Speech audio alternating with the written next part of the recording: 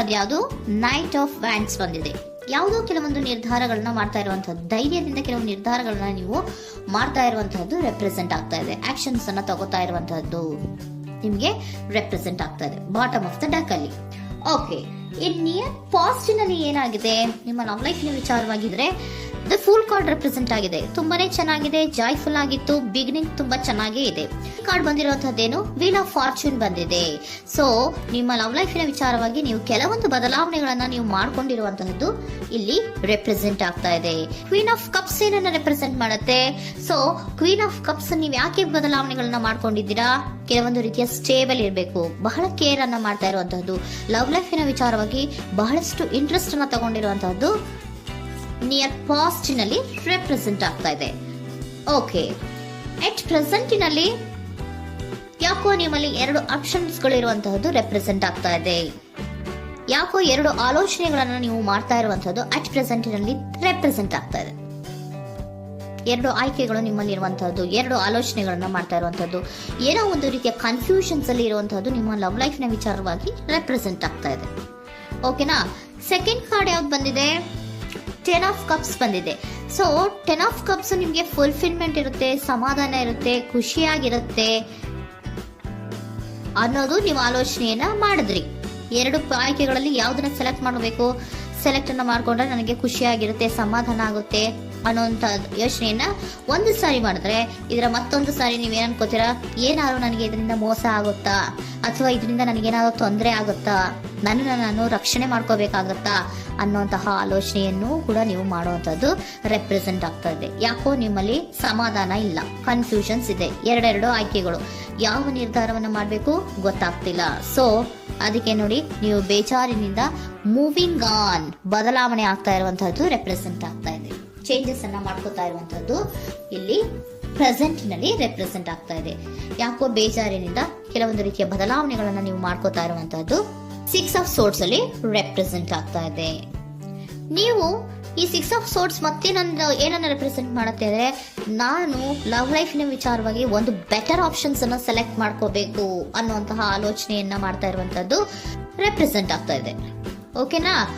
ನೀವೇನಂದ್ರೆ at ಪ್ರೆಸೆಂಟಿನಲ್ಲಿ ನಿಮ್ಮ love ಲೈಫಿನ ವಿಚಾರವಾಗಿ ಬೆಟರ್ ಆಪ್ಷನ್ ಬಗ್ಗೆ ಯೋಚನೆಯನ್ನ ಮಾಡ್ತಾ ಇರುವಂತಹದ್ದು, ಅದರ ಬಗ್ಗೆ ಸ್ವಲ್ಪ ಕನ್ಫ್ಯೂಷನ್ ಅಲ್ಲಿ ಇರುವಂತಹದ್ದು ಅಟ್ ಪ್ರೆಸೆಂಟಿನಲ್ಲಿ ರೆಪ್ರೆಸೆಂಟ್ ಆಗ್ತಾ ಇದೆ.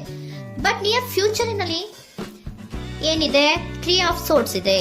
ಕೆಲವೊಂದು ರೀತಿಯ ಬೇಜಾರುಗಳಿರುವಂತಹದ್ದು, ನೋವುಗಳಿರುವಂತಹದ್ದು, ಕೆಲವೊಬ್ರು ಅಳ್ತಾ ಇರುವಂತಹದ್ದು, ಭಾವನಾತ್ಮಕವಾಗಿ ತುಂಬಾ ಫೀಲ್ ಅನ್ನ ಮಾಡ್ತಾ ಇರುವಂತಹದ್ದು ನಿಮ್ಗೆ ರೆಪ್ರೆಸೆಂಟ್ ಆಗ್ತಾ ಇದೆ. ಯಾಕೆ ನಿಮಗೆ ಆ ತರ ಆಗತ್ತೆ ಅಂತ ಅಂದ್ರೆ, ಡೆವಿಲ್ ಕಾರ್ಡ್ ರೆಪ್ರೆಸೆಂಟ್ ಆಗಿದೆ. ಸೊ ಡೆವಿಲ್ ಕಾರ್ಡ್ ಏನನ್ನ ಹೇಳುತ್ತೆ? ಅಡಿಕ್ಷನ್ಸ್ ಅನ್ನ ಹೇಳುತ್ತೆ. ತುಂಬಾ ಯೋಚನೆಯನ್ನ ಮಾಡುವಂತಹದ್ದು, ಮೇಲಿಂದ ಮೇಲೆ ನೀವು ಒಂದನ್ನೇ ನೀವು ಯೋಚನೆ ಮಾಡ್ತಾ ಇದ್ರೆ ನಿಮ್ಗೆ ಅಲ್ಲಾಗುವಂತದ್ದೇನು ನೋವುಗಳೇ ಅಲ್ಲಾಗುವಂತಹದ್ದು. ಸೊ ಯಾತಕ್ಕೆ ಅಂದ್ರೆ ನಿಮ್ಮಿಬ್ಬರ ಮಧ್ಯೆ ಕೆಲವೊಂದು ರೀತಿಯ ಘರ್ಷಣೆಗಳಿರುವಂತಹದ್ದು ರೆಪ್ರೆಸೆಂಟ್ ಆಗ್ತಾ ಇದೆ. ಕೆಲವೊಂದು ರೀತಿಯ ಮನಸ್ಸು ಒಂದೇ ತರ ಆಲೋಚನೆಯನ್ನ ಮಾಡ್ತಾ ಇಲ್ಲ. ಒಂದ್ಸರಿ ಆ ತರ ಯೋಚನೆ ಮಾಡ್ತೀರಾ, ಒಂದ್ಸರಿ ಈ ತರ ಯೋಚನೆ ಮಾಡ್ತೀರಾ, ಕನ್ಫ್ಯೂಷನ್ ಅಲ್ಲಿ ಇರ್ತೀರಾ, ಏನ್ ಮಾಡ್ಬೇಕು ಗೊತ್ತಾಗಲ್ಲ. ಸೊ ಅದಕ್ಕೆ ನಿಮ್ಗೆ ಬೇಜಾರು, ನೋವು ಇರೋಂಥದ್ದು. ಮತ್ತೆ ನೆಕ್ಸ್ಟ್ ಕಾರ್ಡ್ ಬಂದಿರುವಂತದ್ದೇನು? 5 ಆಫ್ ಪ್ಯಾಂಟಿಕಲ್ಸ್ ಬಂದಿದೆ. ಸೊ 5 ಆಫ್ ಪ್ಯಾಂಟಿಕಲ್ಸ್ ಏನು? ತುಂಬಾ ಇದು ಕೂಡ ತುಂಬಾ ಬೇಜಾರಿನಲ್ಲೇ ಇರುವಂತಹದ್ದು, ಫೀಲಿಂಗ್ ಲೆಫ್ಟ್ ಔಟ್ ಆಗ್ತಾ ಇರುವಂತಹದ್ದು, ರೀತಿಯ ಒಂದು ಬ್ಯಾಡ್ ಸಿಚುಯೇಷನ್ ಅಲ್ಲಿ ಇರುವಂತಹದ್ದು, ಅಂದ್ರೆ ಯಾವಾಗ್ಲೂ ನೋವು ಪಡ್ತಾ ಇರುವಂತಹದ್ದು, ಯಾವಾಗ್ಲೂ ಯೋಚನೆ ಮಾಡ್ತಾ ಇರುವಂತಹದ್ದು ಇಮಿಡಿಯೇಟ್ ಫ್ಯೂಚರಿನಲ್ಲಿ ಈ ರೀತಿ ರೆಪ್ರೆಸೆಂಟ್ ಓಕೆನಾ? ಸೊ ದ ಮೂನ್ ಕಾರ್ಡ್ ಏನನ್ನ ರೆಪ್ರೆಸೆಂಟ್ ಮಾಡುತ್ತೆ ಅಂದ್ರೆ, ರಿಯಾಲಿಟಿಯ ಕಡೆಗೆ ಹೆಚ್ಚು ಗಮನ ಕೊಡದೇ ಇರುವಂತಹದನ್ನ ರೆಪ್ರೆಸೆಂಟ್ ಮಾಡುತ್ತೆ. ಓಕೆನಾ? ಇದಿಷ್ಟು ನಿಮ್ಮ love reading. Next angel guidance ನಿಮ್ಗೆ ಏನ್ ಕೊಡ್ತಾರೆ ಅನ್ನೋದನ್ನ ನೋಡೋಣ. ನೋ ಅನ್ನೋಂತ ಆನ್ಸರ್ ಅನ್ನ ಕೊಡ್ತಾ ಇದ್ದಾರೆ. So no, not the right time. ನೀವೇನು ಕೂಡ ಈ ಕನ್ಫ್ಯೂಷನ್ ಅಲ್ಲಿ ಇದ್ದಾಗ ಯಾವುದೇ ರೀತಿಯ ಡಿಸಿಷನ್ಸ್ ನ ಮಾಡೋದಕ್ಕೆ ಇದು ಕರೆಕ್ಟ್ ಆಗಿರುವಂತಹ ಟೈಮು ಅಲ್ಲ. Perfect timing. So perfect timing ಅನ್ನ ಬಂದಾಗ ನೀವು ಕೆಲವೊಂದು ರೀತಿಯ ಡಿಸಿಷನ್ಸ್ ಅನ್ನ ಮಾಡ್ಬೇಕಾಗತ್ತೆ.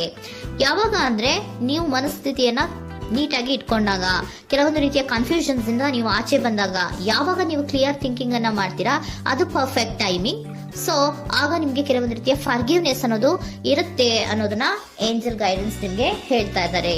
ಸೊ ಹಾಗಿದ್ರೆ ಸರೆಂಡರ್ ಕಾರ್ಡ್ಗಳು ನಿಮ್ಗೆ ಏನ್ ಹೇಳುತ್ತಾರೆ ಅನ್ನೋದನ್ನ ನೋಡೋಣ.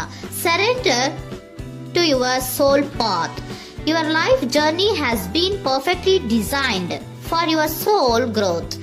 Embrace every lesson and every moment.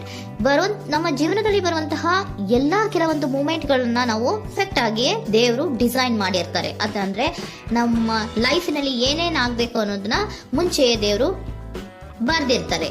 So ಅದು ಹಾಗೆಯೇ ನಡೀತಾ ಇರುತ್ತೆ. ಓಕೆನಾ? ನಾವು ನಮ್ಮ ಲೈಫ್ನಲ್ಲಿ ಬರುವಂತಹ ಪ್ರತಿಯೊಂದು ಲೆಸನ್ಸ್ ಅಥವಾ ಪಾಠಗಳೇನಿರುತ್ತೋ ಅಥವಾ ನಾವು ಏನನ್ನ ನಮ್ಮ ಜೀವನದಲ್ಲಿ ಬರ್ತಾ ಇರುತ್ತೋ ಅದು ಒಂದು ನಮಗೆ ನಮ್ಮ ಲೈಫಿನಲ್ಲಿ ಒಂದು ಲೆಸನ್ ತರ. ಸೊ ಅದನ್ನ ನಾವು ಎವ್ರಿ ಮೂಮೆಂಟ್ ಅನ್ನ ಕೂಡ ನಾವು ಸ್ವೀಕರಿಸಬೇಕು. ಯಾವಾಗ್ಲೂ ಕೂಡ ಅದನ್ನು ಸ್ವೀಕರಿಸಿಕೊಂಡು ಮುಂದೆ ಮುಂದೆ ಹೋಗ್ತಾ ಇರಬೇಕು. ಪ್ರತಿ ನಿಮಿಷವೂ ಕೂಡ ಒಂದೊಂದು ರೀತಿಯ ನಮಗೆ ಪಾಠ ಇದ್ದ ಹಾಗೆ ಅಂತ ಹೇಳ್ತಾ ಇದ್ದಾರೆ. Surrender unhealthy relationship. Surrender unhealthy relationship. Let go a relationship that don't serve you, including unavailable or toxic people. You deserve to be treasured by others and to be surrounded by positive people. Unhealthy relationship ನ ಕಡೆಗೆ ಹೆಚ್ಚು ಗಮನವನ್ನ ಕೊಡಬೇಡಿ. ಈ toxic people ನ ಕಡೆಗೆ ಹೆಚ್ಚು ಗಮನವನ್ನ ಕೊಡಬಾರ್ದು. So ಯಾವಾಗ್ಲೂ ನಾವು ಪಾಸಿಟಿವ್ ಆಗಿ ಥಿಂಕ್ ಮಾಡುವಂತಹ, ಪಾಸಿಟಿವ್ ಆಗಿ ಆಲೋಚನೆ ಮಾಡುವಂತಹ ಜನಗಳ ಜೊತೆಯಲ್ಲಿಯೇ ನಾವು ಹೆಚ್ಚು ಇರಬೇಕು ಅನ್ನೋದನ್ನ ನಿಮ್ಗೆ ಸರೆಂಡರ್ ಕಾರ್ಡ್ ಹೇಳ್ತಾರೆ.